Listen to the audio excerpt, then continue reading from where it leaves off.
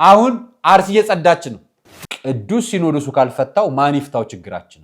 የምንመራቸው ምዕመናን በጅምላ እየተቀበሩ ናቸው። ኦርቶዶክሳዊ መሆን እኮ ወንጀል አይደለም። አሁን ቀጣይ ሟች በአሰቦት ገዳም እንጠብቃለን ማለት። ለጳጳሱ ሹመት ኬክ፣ ለምዕመኑ ቢላና ገጀራ ይላክለታል።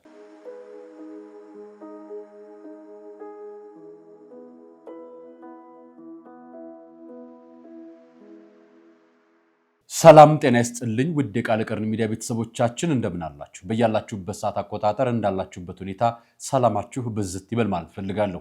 ወንድም እህቶቼ፣ ታላቅ ታናሾቼ እንደየእድሜያችሁና እንደየክብራችሁ መጠን ሰላማችሁ ይብዛ።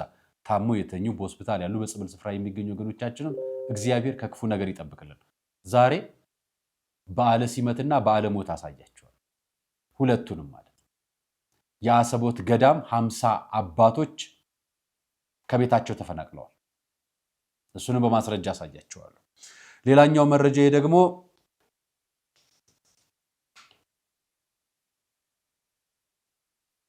ቀሲስ ፕሮፌሰር ዘበነ ለማ ቅዱስ ሲኖዶስን ተችተዋል። ምን ብለው ምን ሐሳብ አነሱ፣ ምን ይሰራልናስ ለምን አሉ የሚለውን መረጃ በማስረጃ ነው ማቀርብላችሁ። ሐሳባቸውን ብዙዎቻችን የምንጋራ ይመስለኛል ከመረጃው አንፃር። ከመሸጋገሪያ በኋላ እንገናኝ።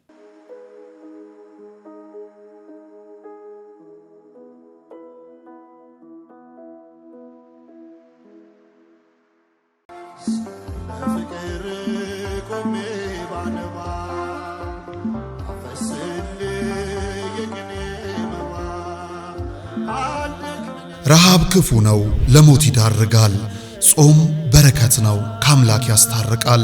ከሰው ያልተጣሉ ለአምላክ እቅፍ የቀረቡ ዓለምን ላይ መለሱባት ወስነው ለቆረቡ መነኮሳት ግን ቀኑን ሙሉ ጾመው መፍቻ ሌሊቱን አድረው እንደገና ውለው ማደፊያ ሊያጡ አይገባምና መነኮሳቱን አንዘንጋ። የሞት አንሳ ማር ቅዱስ ሚካኤል አንድነት ገዳም እናቶችን ከችግራቸው አሳርፈናል። አባቶቻችንን ደግሞ የበዓት ጦት ፈትኖብናል። ጾሙን ለበረከት ዘመኑን ለምህረት ያደርግልን ዘንድ ከኛ የበረቱት በጸሎት ያስቡን፣ አሜን። የሞት አንሳ ማር ቅዱስ ሚካኤል አንድነት ገዳም መነኮሳትን በዓት በአንድነትን ገንባ።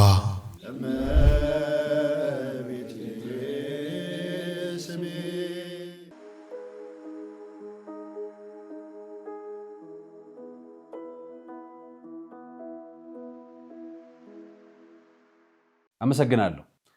ከሁሉ ንግግሮች በፊት ይህንን እንስማ እስኪ፣ ለንግግሮቻችን መግቢያ እንዲሆነ። አይናፍቃችሁ? ሁሉን የፈጠረ ሁሉን የጀመረ ሁሉንም የፈጸመ ሁሉን የያዘ ሁሉንም የጨበጠ እግዚአብሔር መላእክትና የመላእክት አለቆች መናብርትና ስልጣናት አጋዕዝትና ኃይላት ፀሐይና ጨረቃ ከዋክብትም ድርገታትም የሚሰግዱለት ተገዦቹና ግዛቱ ጉልቱም ናቸውና በሁሉ ባለጠጋ ሲሆን ራሱን ከሁሉ ድሃ አደረገ። ኃያል ወልድን ፍቅር ከዙፋኑ ሳበው እስከ ሞትም አደረሰው። የሚስቡትን ሰዎች በቀንዱ የማይበረታታ ለሚያርዱትም ሰዎች አንገቱን የሚያዘነብል ምን ይደንቅ! በሚሸልተው ፊት የማይናገር በግ እንደምን ያለ ነው! በመከራው ጊዜ በሚወጉት ፊት አፉን ያልገለጸ ምን ትዕግስት ነው! ዮሴፍ ከተወዳጃት ክቡር ዕንቁንም ከውስጧ ካገኘባት ሳጥን የተገኘ ህብስት እንደምን ያለ ነው! በውስጧ ሰው ካልገባባት አዳራሽ የተገኘ ጽዋ እንደምን ያለ ነው! ፈጽሞ የተለየ ሳይሆን ከዚህ ከህብስት የተለየ ይህ ትምህርተ መስቀል ምን ድንቅ ነው! መልኩ ልምላሜው ጣዕሙ አንድ ነው እንጂ መለኮቱ ከሰውነቱ ፈጽሞ የተለየ እንዳይደለ፣ እንዲሁም ይህ ትምህርተ መስቀል ከዚህ ህብስት ፈጽሞ የተለየ አይደለም። እንዲሁም ገናናነት ከትሕትናችን ትሕትናችን ከገናናነት ጋር እንዲሁን ዓለሙን የያዘ አንተ አምላካችን እግዚአብሔር። ይሄ ሁሉ አባባል ለክርስቶስ ነው አይደል? ቅዳሴያችን ክርስቶስ መሆን እንድታውቁት ለሌሎቻችሁ ለናፈቃችሁ ለኛ ቤት ልጆች ደግሞ በያላችሁበት እንግዲህ ለቅዳሴ ያብቃችሁ፣ ስጋው ደግሞ ለመቀበልም ያብቃችሁ።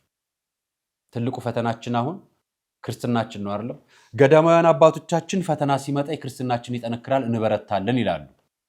ዓለም ያለነው ደግሞ ተስፋ እንቆርጥበታለን እንላለን። ቤተክርስቲያን ክርስቶስን አትሰብክም ብለው ለሚናገሩን ደግሞ ቅዳሴያችን እንደሚመስል እናሳይበታል።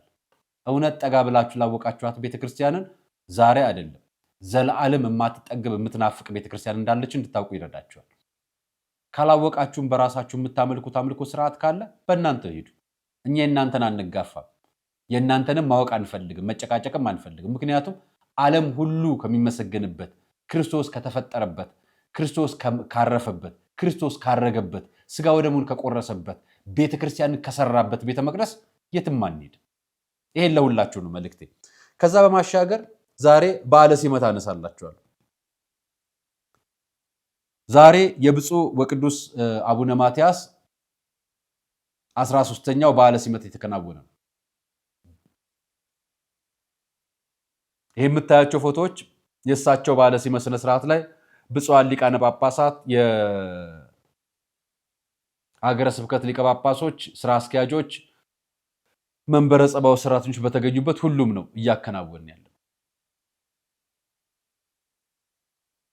ብፁዕ አቡነ ዲዮስቆሮስ፣ ብፁዕ አቡነ ሳይሮስ ጨምሮ ብዙሃን ሊቃነ ጳጳሳት በተገኙበት በመንበረ ጸባዖት ቅድስት ሥላሴ እንዲህ እየተከበረ ነው።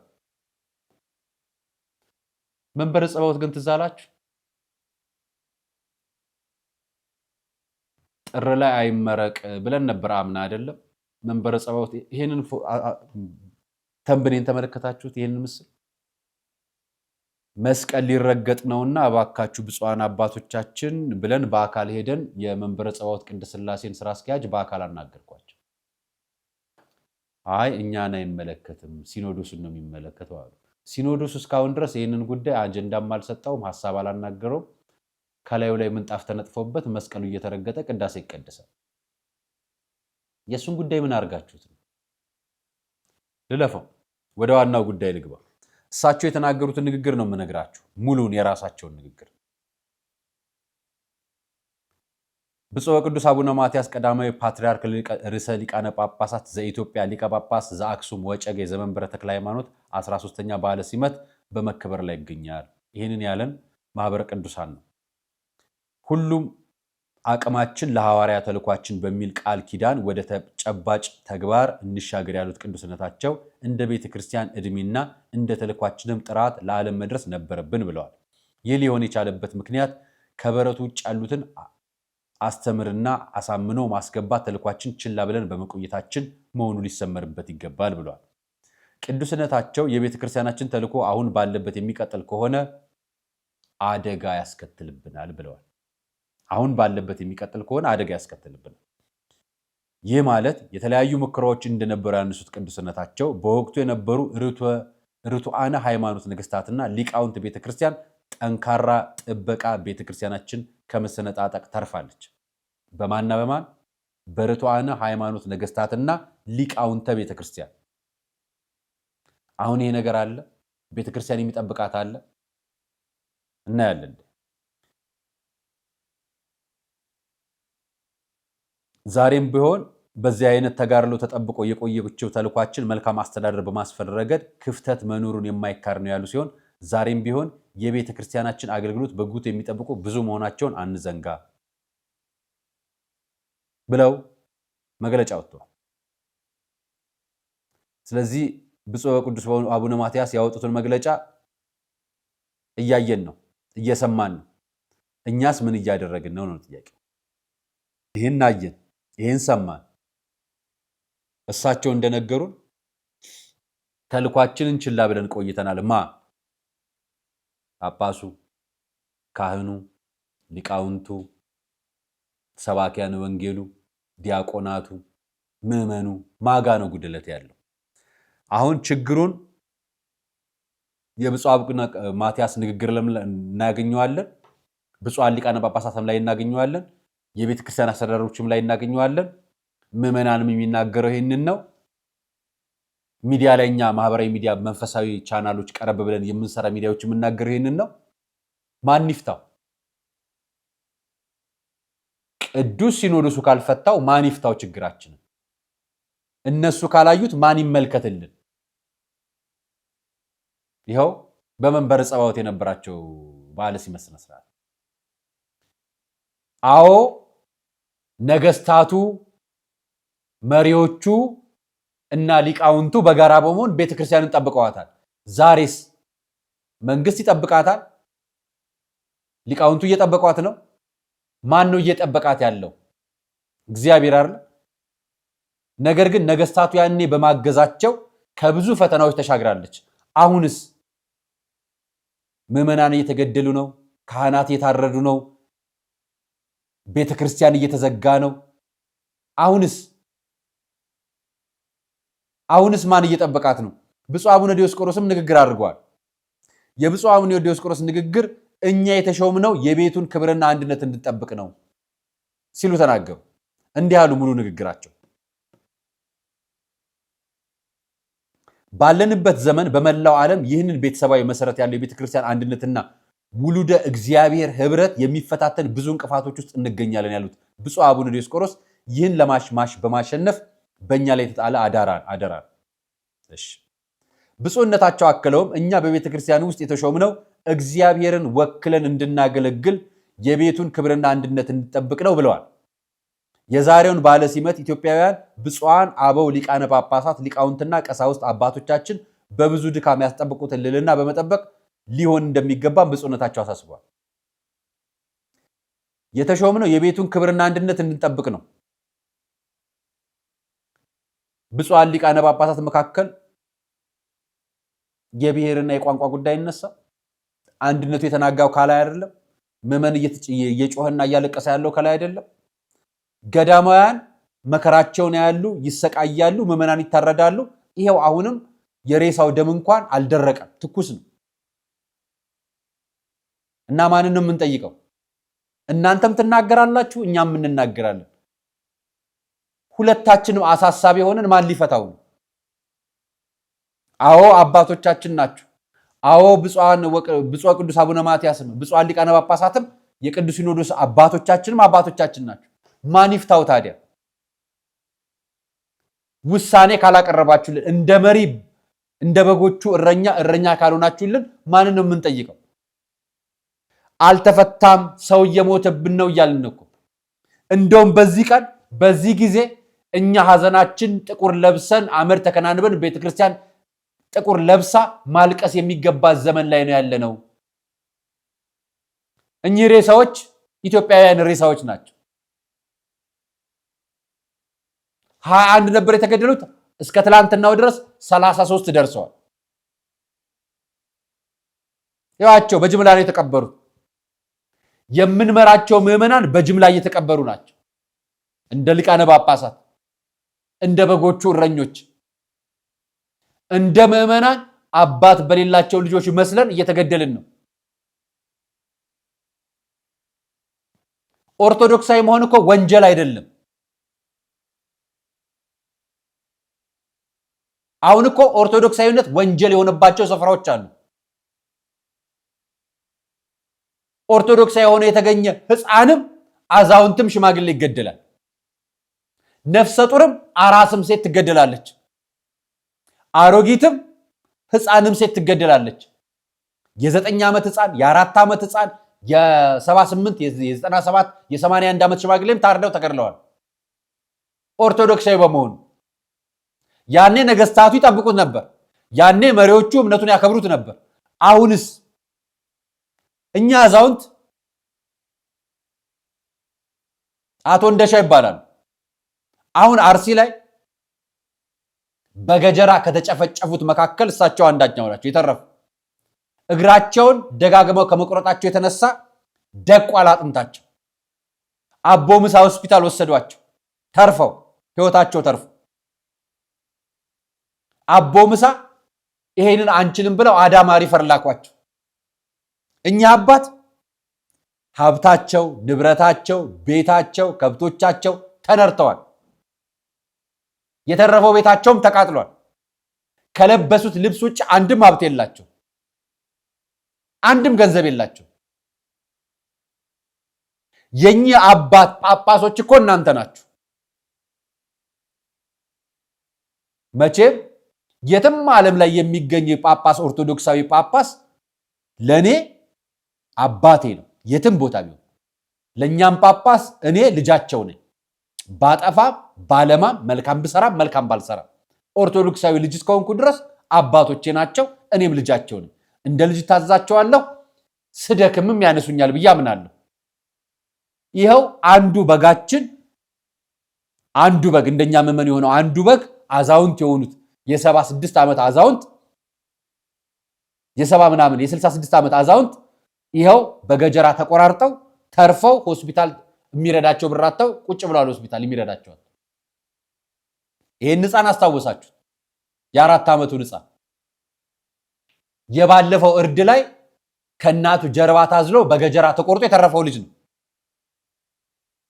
አዛውንት አልማሩ፣ ሕፃን አልማሩ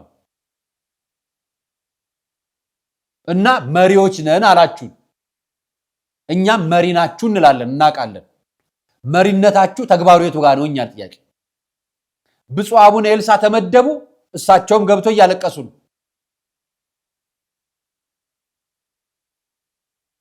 እና ብፁዕ አቡነ ማትያስ እንኳን ለበዓለ ሲመቱ አደረሱ።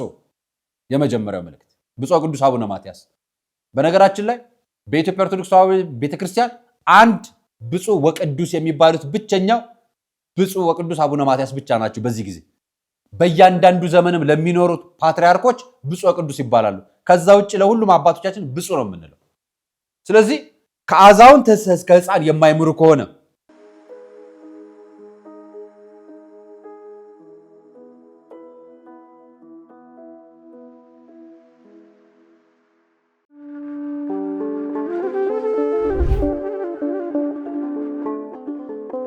በዘመን ብዛት እርጅና ተጫጭኖት በሰው ማጣት መቅደሱ ለፈረሰው ጣጃ አቦ አቡነ ገብረ መንፈስ ቅዱስ ማን ነው ቀድሞ የሚደርሰው?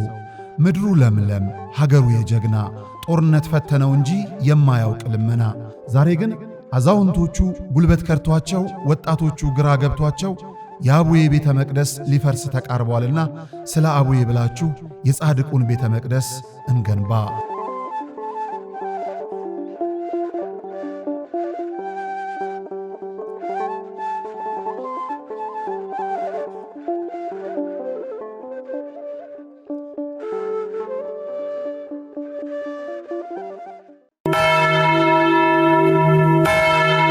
በአንድ ድንጋይ ሁለት መሆኑ ቀርቶ ሶስት ሆኗል። በአንድ ጉዞ 3 ሀገራትን ከቄርሜሎስ አስጎብኚ ጋር ይጎበኛሉ።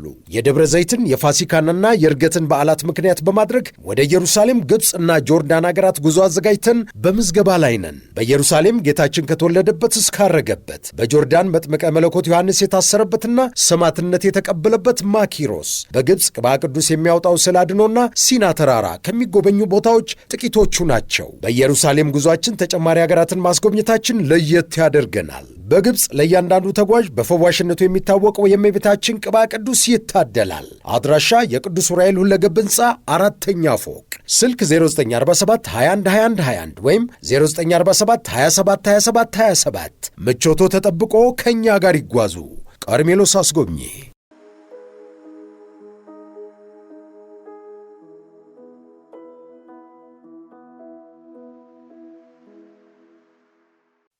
ይሄኛውን ደግሞ ላሳያችሁ። በአሰቦት ገዳም አካባቢ የሚኖሩ ከ50 በላይ የሚሆኑ አባወራዎች ከቤታቸው ተፈናቅለዋል። ከዚህ በፊት እዛው አሰቦት ገዳም ላይ በበዓት ያለው አባት፣ በጸሎት ላይ ያለው አባት ተገድለው አውሬ በልቷቸው ተገኝቷል እኮ። የቅርብ ቀናት ታሪካችን።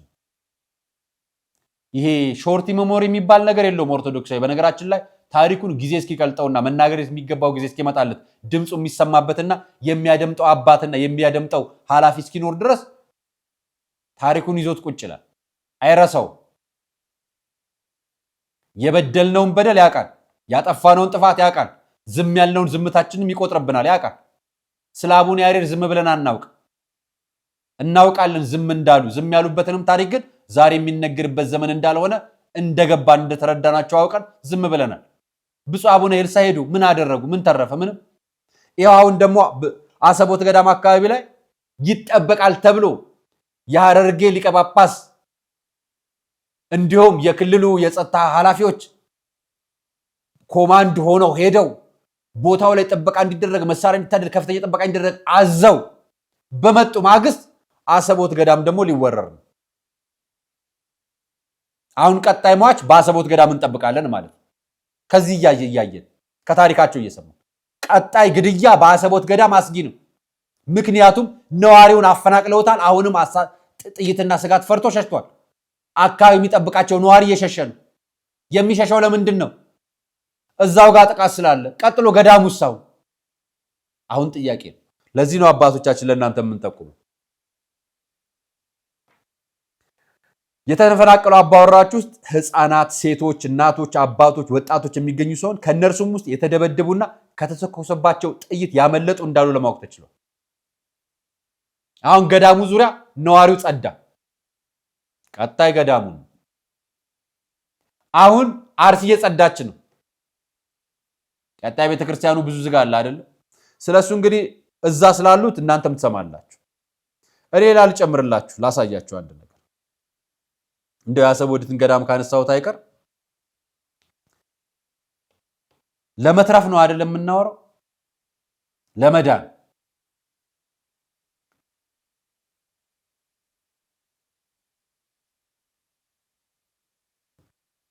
ትላንትና ሽርካ ወረዳ ላይ አጠቃላይ መረጃው ማህበረ ቅዱስ አንድ ነገር እስከ ትላንትናው ድረስ 31 ነበር፣ ሁለት ተጨምረው 33 ሆኗል። በዚህ ውስጥ በሀገረ ስብከቱ የሚገኘው የሽርካ ወረዳ በጢጆ ለቡ ቀበሌ የሚኖሩ ሁለት የ70 እና የ72 ዓመት ወንድማማቾች ኦርቶዶክሳውያን አረጋውያን መሳሪያ በታጠቁ ኃይሎች በተተኮሰባቸው ጥይት ተገድለዋል። ትላንትና ግድያው መነሻ ከሰሞኑ በወረዳው 21 ተገደሉ ኦርቶዶክሳውያን ጋር በተያያዘ የተደረገ ከበባ ነው። የተገደሉት ምዕመናን ሀብትና ንብረታቸው የዘረፈባቸው ሲሆን በአሁኑ ሰዓት በሀገረ ስብከቱ የሚገኙ ገጠራማ አካባቢዎች ምዕመናን ቀያቸውን ለቀው በመውጣት እየሸሹ እንደሚገኙ ተገልጿል።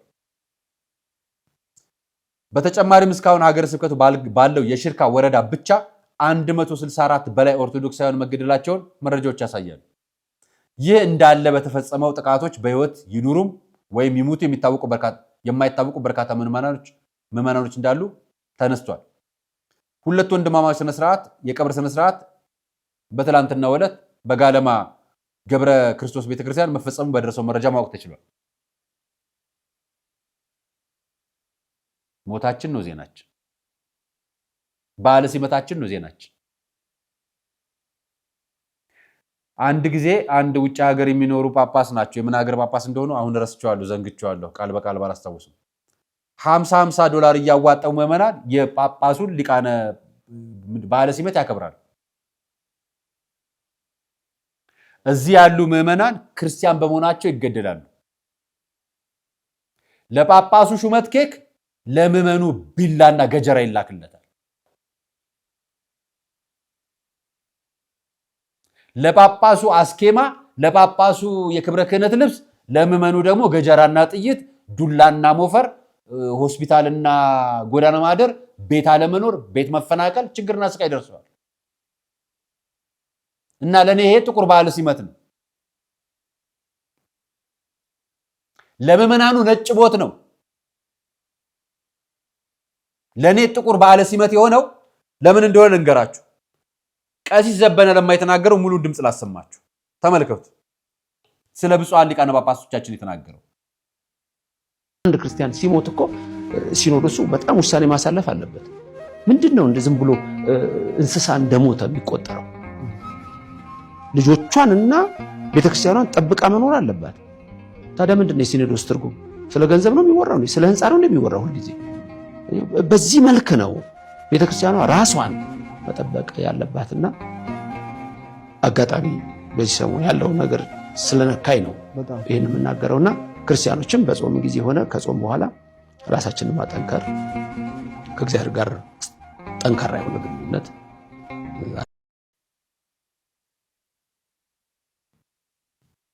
በምዕመን ሞት የማያዝን ስርዓት የምዕመኑ ግድያ ምንም የማይሰማው ስርዓት እንቃወማለን። ትክክል አይደል? ስለዚህ ለሁላችንም አንድ መልእክት ነው ማስተላለፍ። ዛሬ ምንም አልጮህም፣ ምንም እንትን አልልም። ምክንያቱም የአባታችንን በዓለ ሲመት ለማጥቆር አይደለም። አዎ ብፁዓን አባቶቻችን በጣም ብዙ የተጋደሉት ነገር እንዳላቸው እናውቃለን። እኔ መንግስትን ባንዲራ ዝቅ አድርጋ አውለብልብ ብለን የምንናገር ሰዎች ኦርቶዶክሳውያን ለምን ነው የምንናገረው? ለምን መንግስት ባንዲራ ዝቅ ያደርጋል?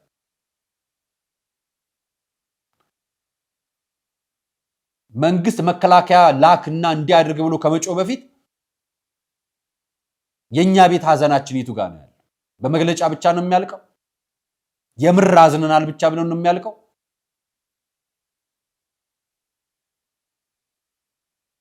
እኔ የተለያዩ ሀገረ ስብከት የተለያዩ ቦታዎች ላይ የምታዘጋጁ አስተዳዳሪዎች የሰበካ ጉባኤ አባላት ጳጳስ ስትጠሩ የክፍለ ከተማ የሚሆን የሀገረ ስብከት ስራ አስኪያጅ ስትጠሩ የምትከፍሉትን አበልና ለነሱ ወጪ የምታወጡትን ተነግሩናላችሁ። በጣም ብዙ ወጪ።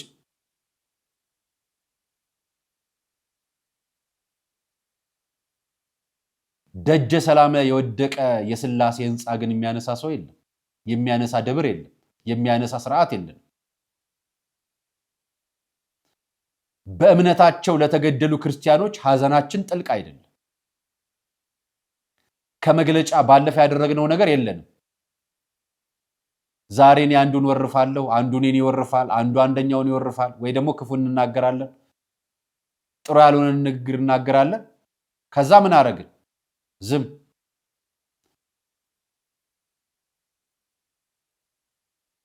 ቀሲስ ዘበነ ለማ ከአሜሪካ ለሚወጡ ምዕመናን እና ዲፖርት ተደርገው ለሚወጡ ምዕመናን እንደ ቤተ ክርስቲያን እንደ አንድ ቤተ ክርስቲያን አስተዳዳሪ በየሳምንቱ ምህላ ይዘው ጸሎት ይዘው ከችግሮቻቸው ነገር እንዲፈታላቸው ይጠይቃሉ።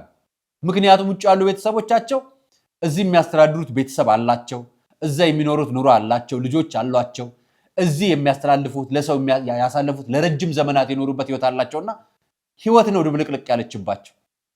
ጸሎት አስይዘዋል። እዚህ አርሲ ለተገደሉ ኦርቶዶክሳውያን ጸሎት ያስያዘ በባለፈው ጊዜ ላይ በጣም ብዙ ህዝብ ሲጮህ ጸሎት ያሳዙ ሊቀ ጳጳሶች የሰማነው ጥቂት ነው። ጥቂት፣ እጅግ በጣም ጥቂት። ሐዋሳ ወደ ምሕረት ላይ ጸሎት ይደረግ ነበር በሰንበት ተማሪዎች። ጀርመንና አካባቢ ሀገረ ስብከት ጸሎት ተይዞ ነበር በሀገረ ስብከቱ ደረጃ ለሁሉም ቤተክርስቲያን ተላልፎ። ዋሽንግተን ዲሲና አካባቢ ላይ ጸሎት ተይዞ ነበር። ደቡብ አፍሪካና ምዕራብ አፍሪካ አካባቢ ላይ በብፁዕ አቡነ ሄኖክ ጸሎት ተይዞ ነበር። ኢትዮጵያ ውስጥ ቅርብ ያለ ነው ሊቀ ጳጳሶች በሀገረ ስብከት ደረጃ ላይ አልታወጀም። ሀገረ ስብከት ሊቀ ጳጳስ ምህላ አልያዘም። በጋራ በአንድነት በሁሉም ቤተክርስቲያን ጸሎተ ፍትሐት ምህላ አልተከናወነም። ቀጣዩ ክፉ ነገር እንዳይመጣ ምህላ አልተያዘም። ለእግዚአብሔር ማመልከቻ እናስገባም በአንድነት ሆነ። ከዛን ወተን በአደባባይ እንናገራለን። ምን ብለን? አዎ ያለንበት ጊዜ ፈተና ነው፣ መከራ ነው። መከራው እንዴት እንሻገር? ቅዱስ ሲኖዶስ ይሄንን ይፍታልን እኮ ነው ጥያቄው። መቼም መሻገሪያው ለእናንተ ጠፍቶ አይደለም፣ እናውቃለን። በአንድ አቋም በአንድ ልብ ብትሆኑልን፣ እናንተ በአንድ ብትጸኑልን፣ በአንድ ብታረጉን፣ እኛም ከእናንተ ስር ታዛዥ ነን። ምን ጎርሎብን? እኛ ሞት እኮ አልጎደለብንም። ለምን ምዕመኑን ሁሉንም ስጋ ወደሙ እንዲቀበል ለምን አታዙልንም? ንስሐ እንዲገባ ለምን አታዙልንም? እንደ አንድ አዋጅ ጾም ማለት ነው። ያኔ ምዕመኑም ልብ ይገዛል፣ ወደ ቤተ ክርስቲያን ይመለሳል፣ እርስ በርስ መፋተጉም ይቀራል፣ እርስ በርስ በመግባባት እንመጣለን። ሁላችን ምን እኮ እናጠፋለን፣ እንሳሳታለን። ከቤተ ክርስቲያን የሚጠበቀው ጸሎት እንጂ ሰይፍ አይደለም። እኛም ሰይፍ አልጠየቅንም። የኛ ሰይፍ ጸሎታችን ነው። ሰይፋችንን ወደ እግዚአብሔር እንጠይቀው፣ እሱ ይበቀልልናል ነው ጥያቄ። እሱ ጸሎተ ምህላ፣ የአደባባይ ምህላ፣ የቤተ ክርስቲያን ለቅሶ እንባችንን ነው ከናንተ የሚጠየቀው እንጂ ወታደር አዝምቱልን፣ መከላከያ ላኩልን አላልንም። እኛ ጥያቄያችን በጸሎት ስንጠይቅ መንግስት ያኔ የራሱን ስራ ይሰራል። እኛ ጸሎታችንን በአንድ አዋጅ፣ በአንድ ምህላ፣ በአንድ ህብረት፣ በአንድነት እናድርገው ነው ጥያቄያችን። በበዓለ ሲመቱ ባለሞት አወራውባችሁ አይደል? ይቅርታ። የዛሬ ቆይታ ይህን ይመስል ነበር። አርያ መካሸ ነበር ይህን ፕሮግራም አዘጋጅቼ ያቀርብኩላችሁ። ሰናይ ቀን።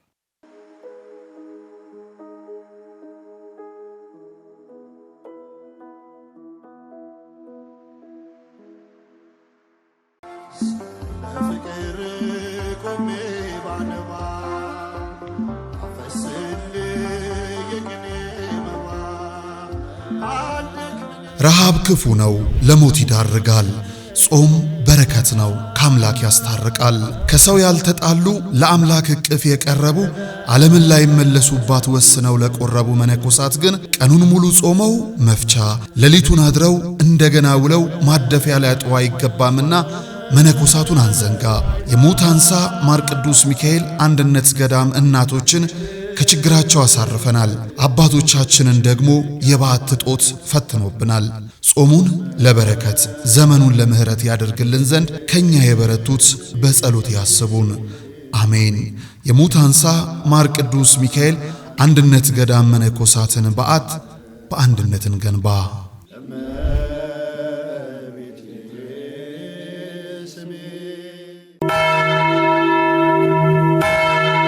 በአንድ ድንጋይ ሁለት መሆኑ ቀርቶ ሦስት ሆኗል። በአንድ ጉዞ ሦስት አገራትን ከቄርሜሎስ አስጎብኚ ጋር ይጎበኛሉ። የደብረ ዘይትን የፋሲካንና የዕርገትን በዓላት ምክንያት በማድረግ ወደ ኢየሩሳሌም፣ ግብፅና ጆርዳን አገራት ጉዞ አዘጋጅተን በምዝገባ ላይ ነን። በኢየሩሳሌም ጌታችን ከተወለደበት እስካረገበት፣ በጆርዳን መጥምቀ መለኮት ዮሐንስ የታሰረበትና ሰማዕትነት የተቀበለበት ማኪሮስ፣ በግብፅ ቅባ ቅዱስ የሚያወጣው ስዕለ አድኖና ሲና ተራራ ከሚጎበኙ ቦታዎች ጥቂቶቹ ናቸው። በኢየሩሳሌም ጉዞአችን ተጨማሪ አገራትን ማስጎብኘታችን ለየት ያደርገናል። በግብፅ ለእያንዳንዱ ተጓዥ በፈዋሽነቱ የሚታወቀው የእመቤታችን ቅባ ቅዱስ ይታደላል። አድራሻ የቅዱስ ዑራኤል ሁለገብ ሕንፃ 4ኛ ፎቅ፣ ስልክ 0947 21 21 21 ወይም 0947 27 27 27። ምቾቶ ተጠብቆ ከእኛ ጋር ይጓዙ። ቄርሜሎስ አስጎብኚ።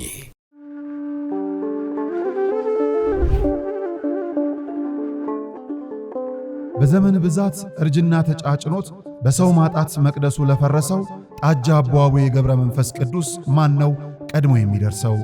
ምድሩ ለምለም ሀገሩ የጀግና ጦርነት ፈተነው እንጂ የማያውቅ ልመና። ዛሬ ግን አዛውንቶቹ ጉልበት ከርቷቸው፣ ወጣቶቹ ግራ ገብቷቸው የአቡዬ ቤተ መቅደስ ሊፈርስ ተቃርቧልና ስለ አቡዬ ብላችሁ የጻድቁን ቤተ መቅደስ እንገንባ።